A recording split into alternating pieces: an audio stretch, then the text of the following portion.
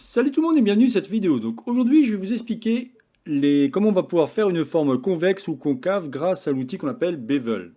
Alors vous allez retrouver, c'est très simple, on va se mettre ici en mode édition, on va récupérer une arête, on va juste cliquer comme ça.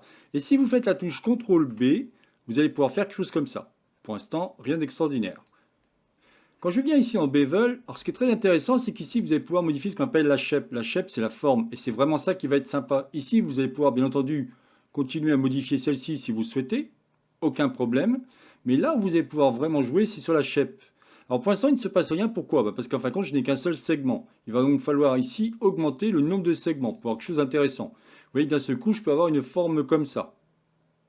Mais je peux aussi avoir une forme inverse. Et en l'occurrence, vous allez avoir une forme dans ce style-là. Donc en résumé, ici vous aurez ce qu'on appelle une forme concave, et si je viens ici au niveau de shape en le mettant supérieur, on aura une forme convexe. Voilà ce que je voulais vous expliquer. Alors après, vous allez pouvoir modifier celui-ci et ainsi de suite. Vous verrez que bientôt je vous expliquerai par exemple comment créer un escalier grâce à l'outil Bevel. Il est vraiment extraordinaire. Il a pas mal évolué depuis les versions 2.7. On est maintenant à la version 4, donc évidemment ça évolue et il y a pas mal de choses qui ont évolué par rapport à ça. Avant c'était un peu plus compliqué à faire, maintenant c'est quand même plus cool. Voilà ce que je voulais vous montrer. Alors c'était une vidéo très rapide, très simple, mais voilà ce que je voulais montrer, comment faire une forme soit concave, soit convexe grâce à l'outil Bevel.